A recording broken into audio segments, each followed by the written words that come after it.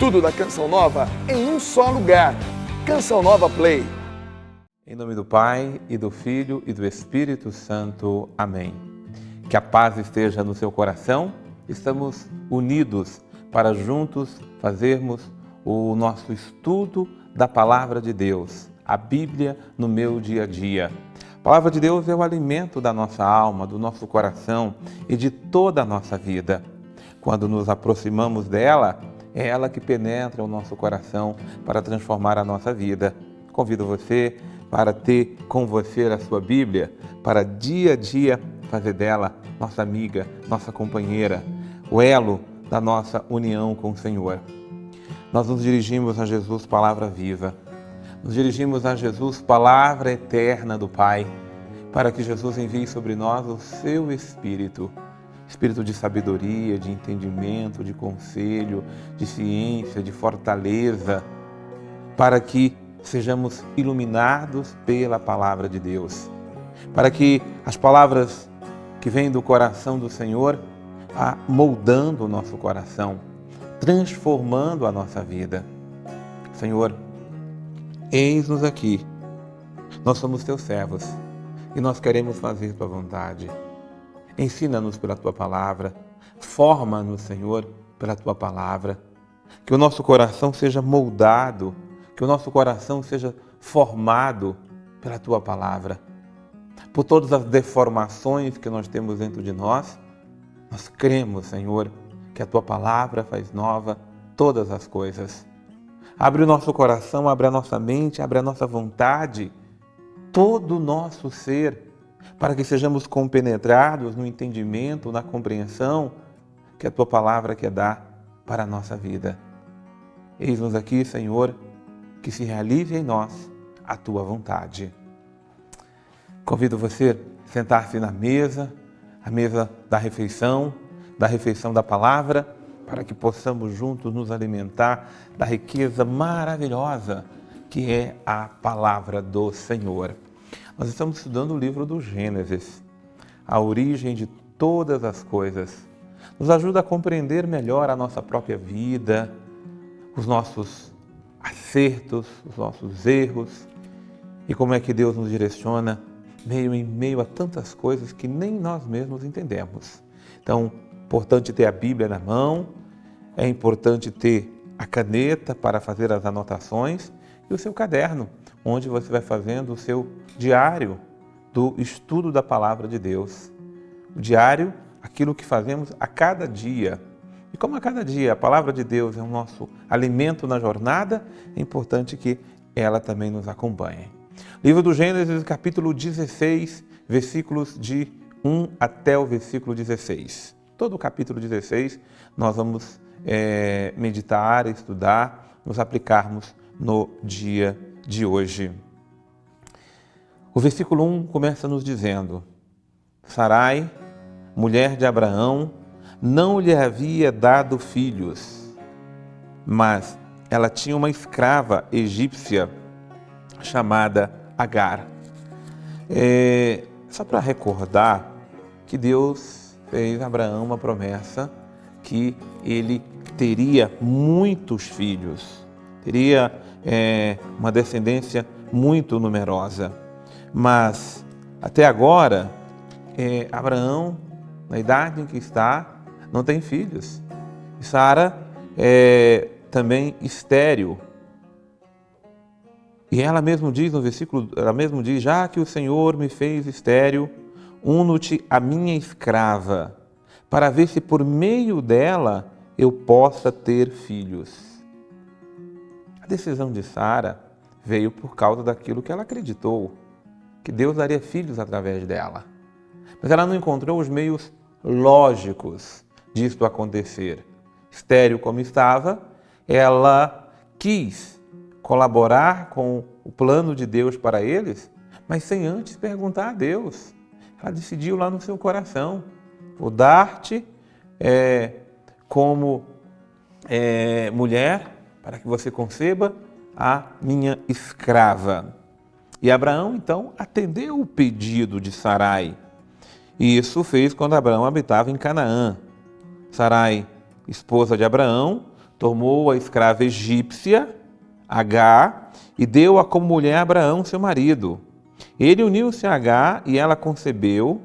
Percebendo-se grávida, ela começou a olhar com desprezo para a sua senhora. Você veja quando a arrogância entra no coração humano. Ela era uma simples escrava que foi chamada para colaborar aqui naquilo que Sarai compreendeu que seria a vontade do Senhor, mas com um instante de elevação, ela deixa a arrogância, o orgulho, a soberba tomar conta do seu coração. E ela despreza a sua senhora. É um perigo o coração humano quando deixa se levar por qualquer coisa e sente-se superior aos outros, despreza os outros. Desprezamos os outros quando a gente levamos vantagens, quando sobressaímos em alguma coisa. Essa foi a primeira atitude de Agar. Com isso, com certeza, ela vai perder a amizade da sua senhora Sarai. Mas continuando o texto, lá no versículo 6, Abraão disse para Sarai: olha, a escrava é tua, faz dela o que bem entenderes.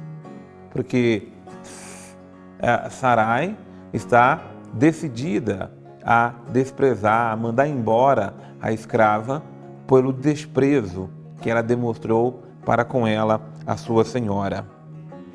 Mas aqui está a intervenção de Deus no versículo 7.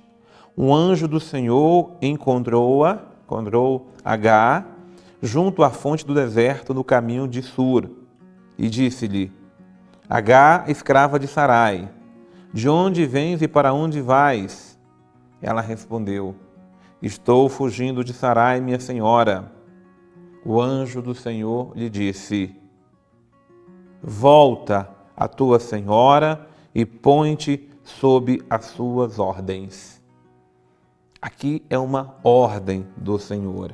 Então, lá no versículo 9, eu sublinho aqui esse texto, destaco ele, coloco lá o versículo 9, a ordem do Senhor. E que ordem é essa? Volta para a tua senhora e põe-te sob as suas ordens.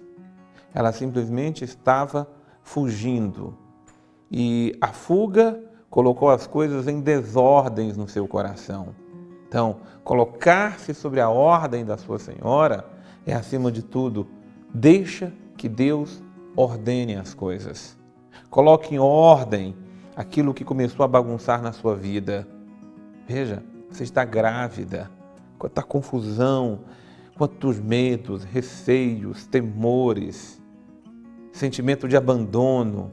Sarai está sentindo, a Agar está sentindo no seu coração por causa daquilo que lhe aconteceu.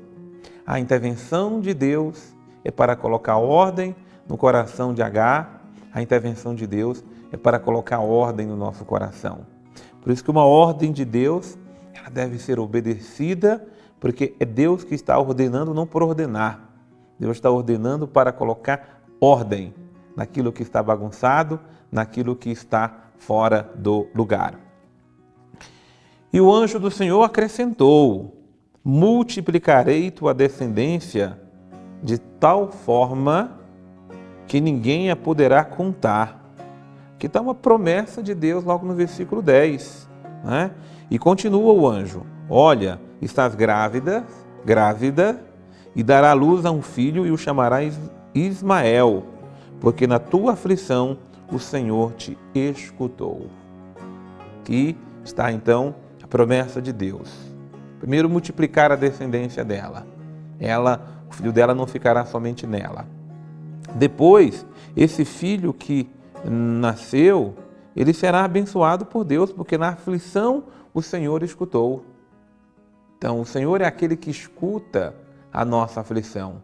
E aqui está para nós também, muito importante, o versículo 11 e 12, essa promessa de Deus. O olhar de Deus, a proteção de Deus, o cuidado de Deus, a ternura de Deus no meio de todas as aflições. Fico imaginando o quanto a gravidez, acaba sendo um momento de alegria, mas também um momento de muita aflição. E aí é preciso voltar sempre o olhar para o Senhor, a mãe, o pai, para ter essa certeza de que é Deus que cuida de nós. É o amor de Deus, é a ternura de Deus que cuida do nosso coração. Por isso, obedecendo a Deus, deixemos que Deus coloque ordem no nosso coração, aquilo que de repente, nas confusões da vida, ficou desordenado dentro de nós. Quero agora chamar meu irmão Padre Antônio Xavier para que ele traga mais luz da compreensão da palavra para o nosso coração. Diante dessa situação específica de Abraão, que tem um filho com Agar, a escrava de Sara, nós temos uma pergunta interessante a ser feita, né? Por que Sara, aqui ainda chamada de Sarai, oferece Agar a Abraão para que Abraão tenha um filho com ela? Bem, a primeira coisa importante é o conteúdo cultural. Como a escrava é propriedade da sua senhora, é entendido que o filho daquela escrava, ou seja, a propriedade da escrava, também é propriedade dela. Então, o filho de Agar seria de Sara. Claro, não é um filho geneticamente assim, né? Mas no fundo se trata de um filho de propriedade, né? Um menino que vai ser de propriedade de Sarai, Sara, aqui chamada de Sarai. Claro que não deu nada certo em relação a isso, porque depois Sara, como mulher, começa a ter ciúme de Agar, que está grávida e ela que não consegue, e esse seu ciúme, essa sua inveja, não sei qual o melhor nome a ser aplicado nesse caso, vai acabar dando o desfecho negativo na vida de Sara, na vida de Agar e também do seu filho, que vai ser chamado de Ismael, como o anjo aqui propõe o nome. Agora, por que ela ofereceu?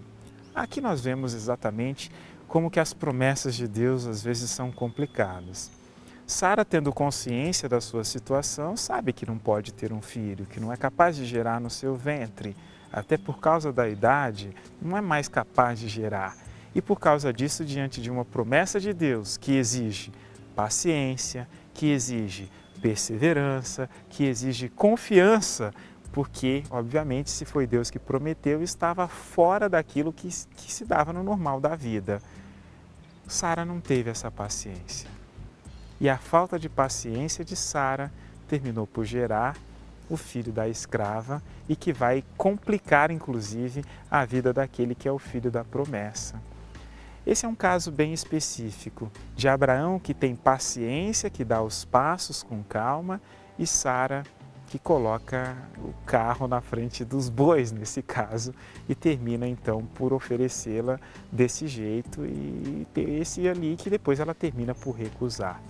Aqui nós vemos uma grande advertência, especialmente diante daquilo que é mais difícil que foi prometido por Deus, que é necessário que se tenha paciência para que então se possa de verdade galgar os frutos da promessa feita por Deus. Mas aqui eu faço questão também de recordar uma coisa. Nós estamos diante de uma promessa objetiva feita por Deus, não é uma promessa subjetiva, não é que sentiu no coração, não é nada assim, porque nós podemos correr o risco também de imaginarmos que Deus prometeu coisas que nunca prometeu. E aí nós vamos cair num sério risco de nos desiludirmos lá na frente. Se bem que a palavra desilusão ela é positiva, ela é sair da ilusão para a realidade. Embora seja uma coisa frustrante, dura de ser encarada.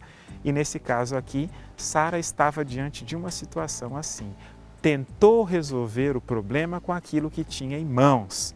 E no final das contas, não era assim a vontade de Deus. Por isso a fé, a confiança que se coloca em Deus, deve também se estender pelo tempo, deixando com que Deus, no momento certo, possa intervir.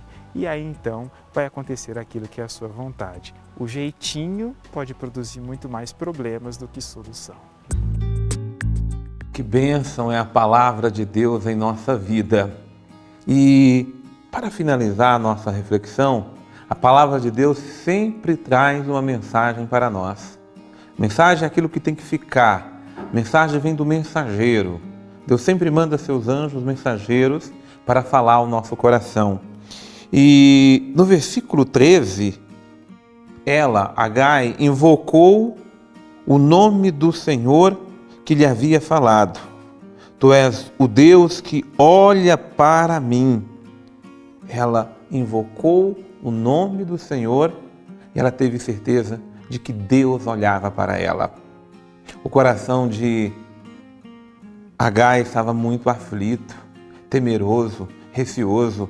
Ela sentia-se totalmente desamparada, perseguida pela sua senhora. Mas a mão do Senhor Deus lhe veio em seu socorro. A mão do Senhor, nosso Deus, ela vem em nosso socorro. Quantas vezes nos sentimos sozinhos, desamparados, medrosos, aflitos, diante de todas as situações que vivemos em nossa vida. A certeza de que temos é de que a mão do Senhor nos conduz. Senhor Jesus, eu me volto para Ti, Senhor, porque Tu és a mão divina de Deus sobre nós. Tu és a mão que nos ampara, que nos socorre, que nos levanta, que nos coloca de pé. Não nos deixeis, Senhor, perecer diante das aflições, das tribulações, das dificuldades, dos medos, dos temores, diante de tudo aquilo que passamos e sofremos em nossa vida. A Tua mão divina nos ampare, a Tua mão divina nos socorra, a Tua mão divina nos levante, Senhor, para que possamos viver na comunhão com o Pai. Senhor, dê-nos Tua bênção, Tua graça, Tua proteção. Ajuda-nos a viver sobre a luz, sobre a direção da Tua palavra, que faz coisas novas em nosso coração a cada dia. Bendito seja o Teu nome para sempre. Que a Tua bênção e a Tua graça esteja sobre nós, em nome do Pai, e do Filho, e do Espírito Santo. Amém. Com a bênção divina, com a proteção do Senhor, nós terminamos hoje mais um programa, a Bíblia no meu dia a dia, mas nós vamos continuar a cada dia crescendo no conhecimento da Palavra de Deus. Vou sentar aqui na minha mesa para colocar as minhas anotações em dia, porque a Palavra de Deus a cada dia traz riquezas para o meu coração. Deus abençoe você.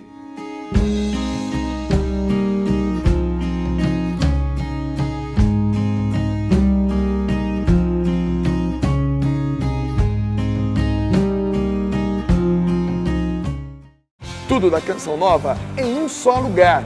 Canção Nova Play.